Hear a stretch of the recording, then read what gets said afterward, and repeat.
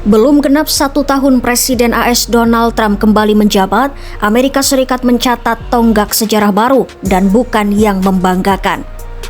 Pertanggal 23 Oktober 2025, utang nasional AS resmi menembus 38 triliun dolar AS atau sekitar 608.000 triliun rupiah. Angka ini berarti hanya dalam 9 bulan terakhir, pemerintah AS menambah 1 triliun dolar utang baru.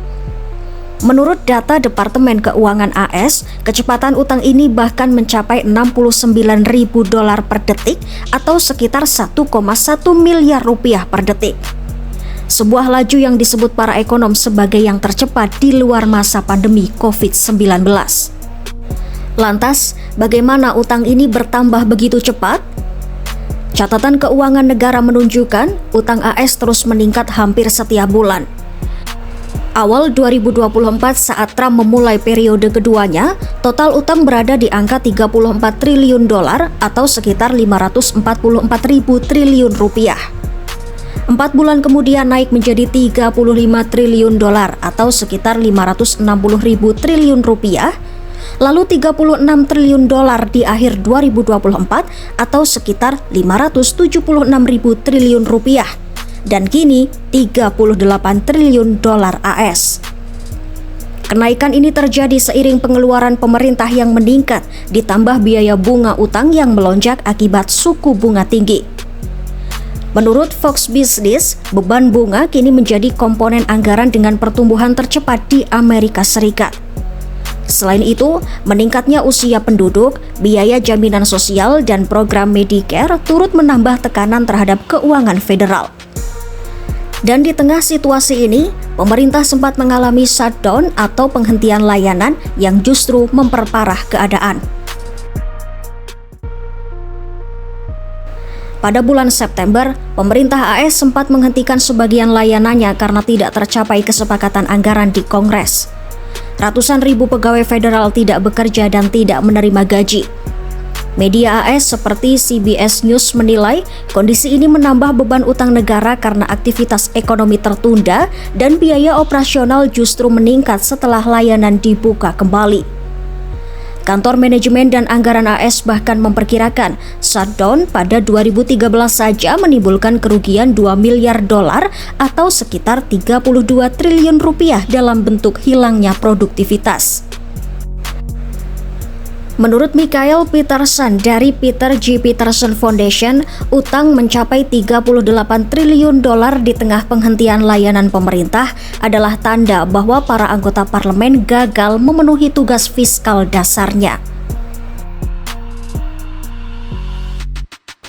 Meski begitu, pihak Gedung Putih menyebut pemerintahan Trump telah melakukan upaya penghematan. Juru bicara Kasdisai mengatakan, selama 8 bulan pertama masa jabatan, Presiden Trump berhasil menurunkan defisit sebesar 350 miliar dolar atau sekitar 5.600 triliun rupiah dibanding periode yang sama tahun sebelumnya. Menurut Menteri Keuangan Scott Bessent, defisit kumulatif dari April hingga September 2025 mencapai 468 miliar dolar atau sekitar 7.488 triliun rupiah, angka terendah sejak 2019.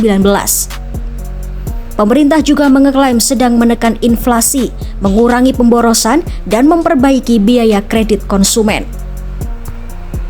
Namun di lain sisi, para ekonom memperingatkan bahwa utang nasional bertambah 2 kali lebih cepat dibanding awal tahun 2000-an dan akan terus membebani generasi berikutnya. Para analis menilai lonjakan utang AS bisa menurunkan kepercayaan investor global. Lembaga pemeringkat kredit Moody's telah menurunkan peringkat AS dari AAA menjadi AA1, disusun oleh S&P dan Fitch Ratings. Presiden Komite Anggaran Federal Maya McGuinness menyebut kondisi ini sebagai dana disfungsi politik yang mengkhawatirkan. Survei dari Peterson Foundation menunjukkan 81% warga AS menganggap utang nasional kini menjadi masalah paling memprihatinkan. Menurut ekonom Ned Smathers dari Universitas Pennsylvania, utang yang terus menumpuk akan mendorong inflasi jangka panjang.